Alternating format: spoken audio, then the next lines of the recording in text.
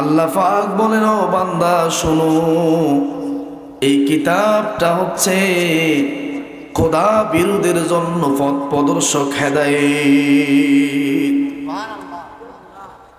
আল্লাহ রাব্বুল আলামিন তার প্যারা হাবিব সাল্লাল্লাহু আলাইহি ওয়াসাল্লামকে এই দুনিয়াতে তাওহীদ রিসালাতের দায়িত্ব দিয়ে পাঠিয়েছেন, যাতে করে যেই সমস্ত মানুষগুলো গোমরাহির মধ্যে থাকবে, যেই সমস্ত মানুষগুলো শিরক কুফরের মধ্যে থাকবে, বিশ্বনবীকে আল্লাহ রাব্বুল আলামিনকে বিশ্বনবীকে এমন একটা জামানায় পাঠিয়েছেন, এমন একটা সময় পাঠিয়েছেন, যেই সময়টা আইয়ামে জাহিলিয়ার যুগ ছিল, বর্বরতার যুগ ছিল, অজ্ঞতার যুগ ছিল, মারামারির যুগ ছিল, হানাহানির যুগ ছিল, কাটাকাটির যুগ ছিল, জীবন্ত মানুষকে কবরস্থ করা হতো।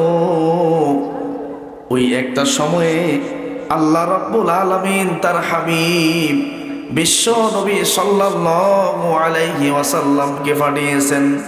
ওয়ামা আরসালনাকা ইল্লা রাহমাতাল লিল আলামিন। বলুন আল্লাহু আকবার। আল্লাহ রাব্বুল আলামিন বলেন, ও বান্দা শোনো, আমি এই রাসূলকে তোমাদের জন্য শুধু মানুষ নয়, সারা জাহানের মাখলুকাতের জন্য রহমত হিসেবে পাঠিয়েছি। এই রাসূল সাল্লাল্লাহু আলাইহি ওয়াসাল্লাম মানুষকে কিভাবে দাওয়াত দিবেন, কি দিয়ে দাওয়াত দিবেন, আল্লাহ পাক ওটাই জানিয়ে দিয়ে বলেন, আলিফ লাম রা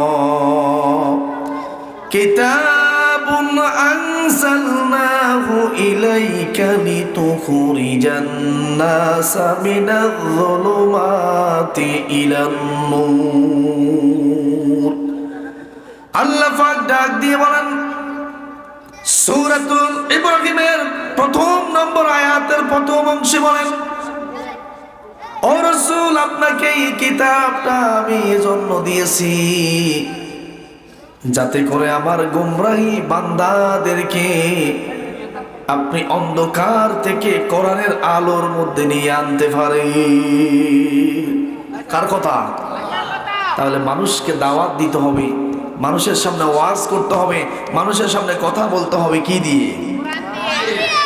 এই জন্য বিশ্ব নবী বলেন, মান ক্বালা বিহি সাদাকা, যে ব্যক্তি কোরআন দিয়ে কথা বলে সেই সত্য কথা বলে। ওয়ামান হাকামা বিহি আদিলা, যে ব্যক্তি কোরআন দিয়ে বিচার করে সেই নাই বিচার করে। ওয়ামান আমিলা বিহি মুজিরা, আর যে ব্যক্তি কোরআন দিয়ে আমল করবে আল্লাহর পক্ষ থেকে সওয়াব পাবে। তাই কোরআন দিয়ে মানুষকে দাওয়াত দিতে হবে,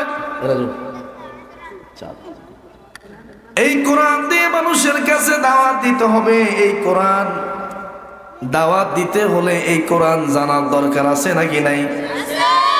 এই কোরআন শিক্ষা দেওয়া হয় কোথায়, কোন জায়গায় শিক্ষা দেওয়া হয়?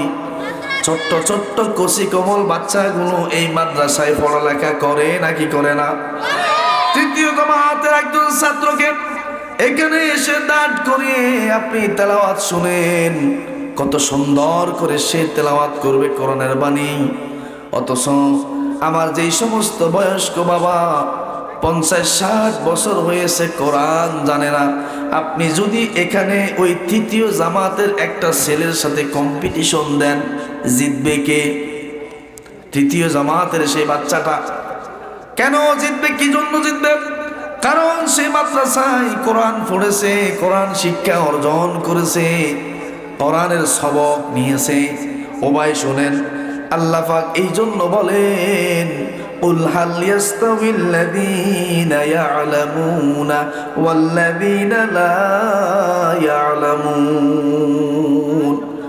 ও রাসূল, আপনি বলে দিন, যারা কোরআন জানে আর যারা জানে না, এই দুই ব্যক্তি কি সমান? যারা কোরআন জানে আর যারা কোরআন জানে না, এই দুই ব্যক্তি কি সমান? কখনোই সমান নয়। এজন্য যদি কোরআন শিক্ষা দিতে হয় ছাত্রদেরকে, বাচ্চাদেরকে, আপনার ছেলে মেয়ে নাতিদেরকে মাদ্রাসায় পাঠানোর দরকার আছে নাকি না? এবার প্রিয় ভাইরা খুব লক্ষ্য করেন, বিশ্ব নবী সাল্লাল্লাহু আলাইহি ওয়াসাল্লাম হাদিসের মধ্যে ফরমায়েছেন, খায়রুকুম মান তাআল্লামাল কুরআনা ওয়া আল্লামা, তোমাদের মধ্যে সর্বোত্তম ওই ব্যক্তি যে কোরআন মাজিদ নিজে শিখে এবং অপরকে শিখায়। সুবহানাল্লাহ বলবেন না?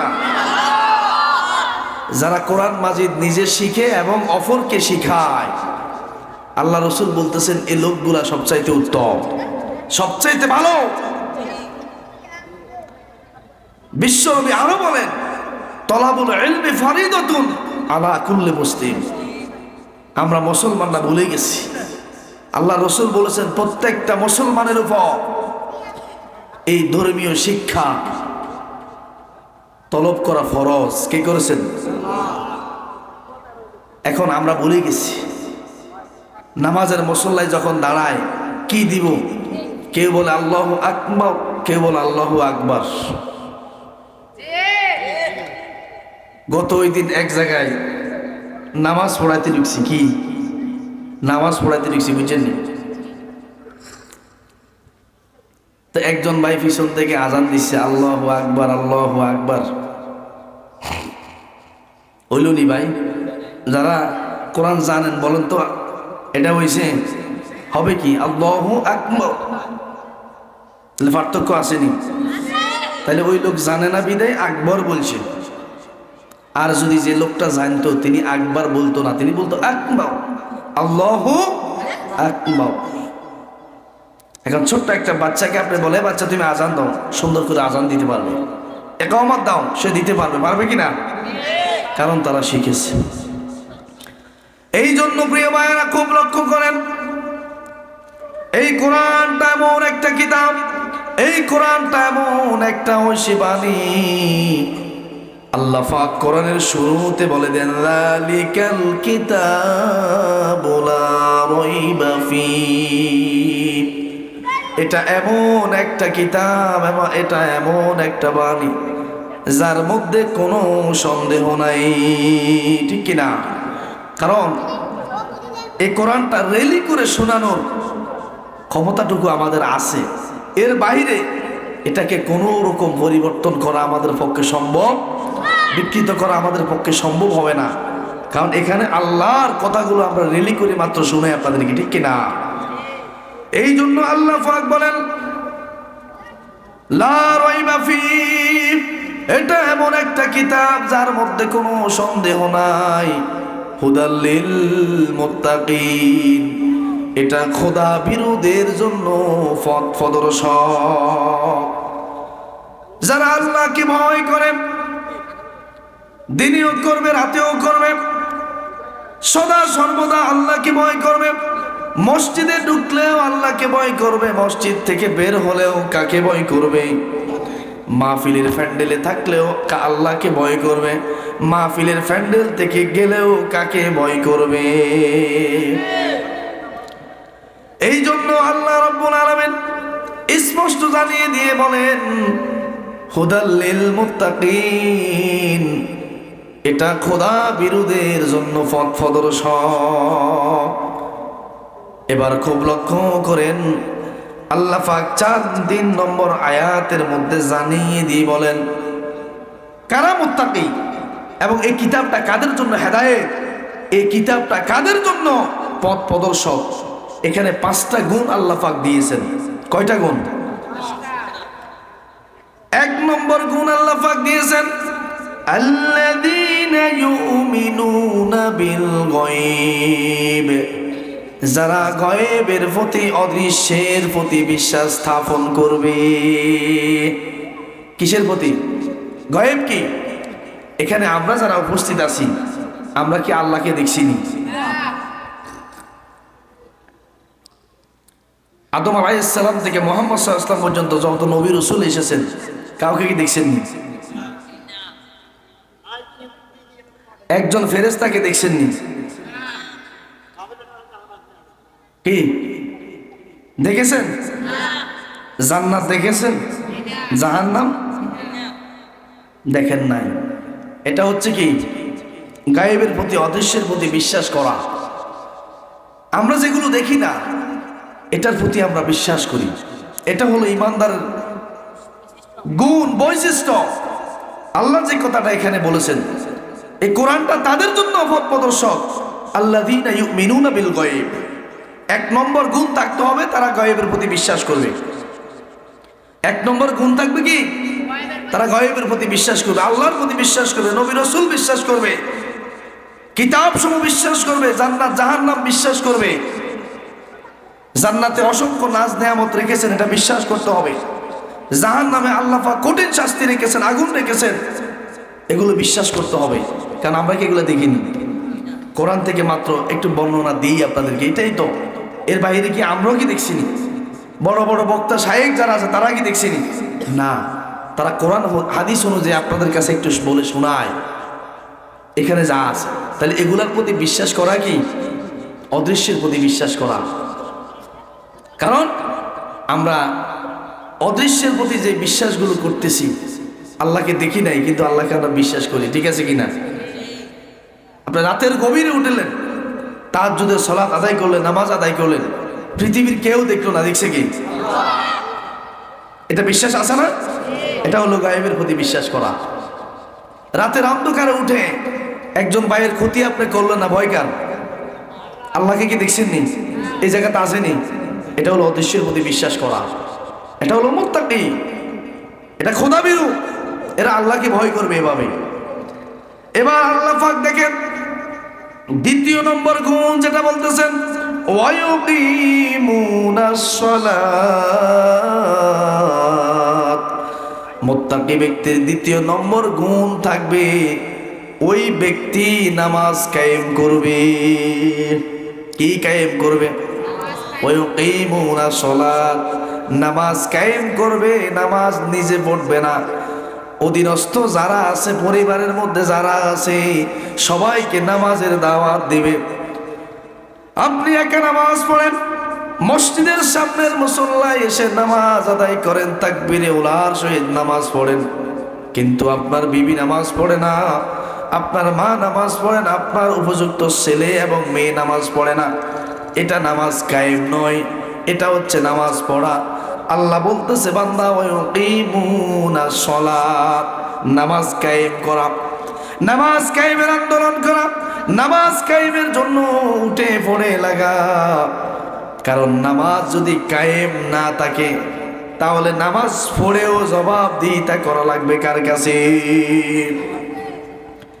আপনার উপযুক্ত সন্তান, উপযুক্ত ছেলে, এই ছেলেগুলো নামাজ পড়ে না, আপনি নামাজ পড়েন, কিয়ামতের মুসিবতের সময় এই বাচ্চাগুলো আপনার আমার জন্য মামলা দায়ের করবে কার কাছে? কথা বলেন, কার কাছে? তাহলে সে মামলা থেকে বাঁচার জন্য নিজের উপযুক্ত ছেলে এবং মেয়েকে নামাজের দাওয়াত দিতে হবে কিনা? আপনি দুপুরবেলা বাড়িতে ঢুকলেন, বাড়িতে ঢোকার পরে দেখলেন স্ত্রী গোসল করে আসলো, আপনি তাকে ফার্স্ট প্রশ্ন করবেন নামাজ পড়েছো কিনা, ঠিক কিনা? যদি বলে আমি নামাজ পড়ি নাই, আপনি বলবেন আমি অপেক্ষা করতেছি, তুমি নামাজটা আদায় করে নাও। বলা যাবে না এটা? নাকি আত্রলে মার দিবেন? এই খেতে মাত্র উড়িয়ে এলাম, বাজাতে মাত্র আইলাম, বাতেলা এলাম, বাদ কই? নাকি এটা করা যাবে না? আগে নামাজ, আগে নামাজ পড়ে নাও, বাত আমরা পরে খাবো, 10 মিনিট পরে খাবো, কি ঠিক কিনা? নামাজ কায়েম। বাচ্চাকে জিজ্ঞাসা করি পড়ছো কিনা, স্কুলে গেছো কিনা, ভাত খাইছো কিনা, কিন্তু এই কথা জিজ্ঞাসা করি না নামাজটা পড়ছো কিনা। এই কথা জিজ্ঞাসা করি যে নামাজ পড়ছো কিনা। মেয়েকে জিজ্ঞাসা করি ভাত খাইছো কিনা, ঘুমাইছো কিনা, কিন্তু এই কথাটা বলতে পারি না বাবা নামাজটা পড়ছো কিনা। কি ঠিক আছে না? নামাজ কায়েম। নামাজ পড়া আর নামাজ কায়েম এক জিনিস নয়। আজকে আমাদের পরিবারে খোঁজ করলে দেখবেন শতকরা 95টা পরিবারে নামাজ কায়েম নাই, ঠিক কিনা? নামাজ পড়া আছে। এই জন্য আল্লাহ বলতেছেন ওয়ায়ুকিমুনাস সালাত, তোমরা নামাজ কায়েম করতে হবে। মুত্তাকি ব্যক্তি, এই কোরআনটা তাদের জন্য হেদায়েত। তাদের দ্বিতীয় নম্বর গুণ থাকতে হবে, বৈশিষ্ট্য থাকতে হবে, তারা নামাজ কায়েম করতে হবে, ঠিক কিনা? এবার দেখেন তৃতীয় নম্বর গুণ, একজন মুত্তাকি ব্যক্তির তৃতীয় নম্বর গুণ থাকতে হবে ওয়ামিম্মা রাযাকনাহুম ইউনফিকুন। আল্লাহ পাক বলতেছেন, বান্দা শোনো, আমি তোমাকে যেই সম্পদ দিয়েছি, আমার দেওয়া সেই সম্পদ থেকে তুমি আল্লাহর রাস্তায় দান করো। যে রিজিক তোমাকে আমি দিয়েছি, ওয়ামিম্মা রাযাকনাহুম ইউনফিকুন, আমি তোমাদেরকে যে রিজিক দিয়েছি ও রিজিক থেকে তোমরা কি করো? ব্যয় করো। এই ব্যয়টা করতে হবে কার প্রতি? সিনেমা বানাবেন, তাসের আড্ডা বানাবেন, জুয়ার আড্ডা বানাবেন, গাঁজার আড্ডা বানাবেন, বানান। তবে আমরা বলে যাব কোনটা বানালে কি হবে, আমরা আপনাদেরকে বলে যাব। মসজিদ বানালে কি হবে, আর জুয়ার আড্ডা বানালে কি হবে, মাদ্রাসা বানালে কি হবে, আর তাসের আড্ডা, ক্যারামের আড্ডা, নাচের আড্ডা বানালে, গানের আড্ডা বানালে কি হবে, এটা আমরা বলতে পারবো আপনাদেরকে। আল্লাহ রাব্বুল আলামিনের কাছে আপনার আমার দুইটা অ্যাকাউন্ট আছে। কয়টা অ্যাকাউন্ট? একটু মনোযোগ দেন। কয়টা অ্যাকাউন্ট? দুইটা অ্যাকাউন্ট। তার মধ্যে এক নম্বর হচ্ছে নেকের অ্যাকাউন্ট। কিসের অ্যাকাউন্ট? আরেকটা গুনার অ্যাকাউন্ট। কিসের অ্যাকাউন্ট? একটা নেকের অ্যাকাউন্ট, একটা মাদ্রাসার জন্য যদি আপনি দান করেন, সম্পদ দিলেন, এটা আপনার নেকের অ্যাকাউন্টে যোগ হবে, ঠিক কিনা? না আই হুজুরে ওয়াজ করে বুঝানোর কারণে ভুলে আপনার অ্যাকাউন্ট থুই এটা আর অ্যাকাউন্টে চলে যাবে, এরকম কি হইব নি? এটা দুনিয়ার অ্যাকাউন্টে হবে। মনে করেন 11, 12, 13 যতটা ডিজিট আছে, যত নাম্বার আছে, তার মধ্যে যদি একটা নাম্বার একের জায়গায় যদি শূন্য দেয়, তাহলে এটা আপনার অ্যাকাউন্টে ঢুকবো নি, এটা আরেকজনের অ্যাকাউন্টে ঢুকে যাবে, যাবে না? কিন্তু আল্লাহর কাছে আপনার আমার যে অ্যাকাউন্টগুলো আছে, এখানে ভুলেও কখনো আপনার সওয়াব আমার আমলনামায় আসবে না, ঠিক কি না? আমার সওয়াব কখনো আপনার আমলনামায় যাবে, আমার গুনাহ কখনো আপনার আমলনামায় যাবে না, আপনার গুনাহ কখনো আমার আমলনামায় আসবে না, ঠিক কি না? এই জন্য আল্লাহর কাছে দুইটা অ্যাকাউন্ট, জেনে নেন। আল্লাহর কাছে অ্যাকাউন্ট আছে কয়টা? একটা গুনার অ্যাকাউন্ট আর একটা সওয়াবের অ্যাকাউন্ট, ঠিক কি না?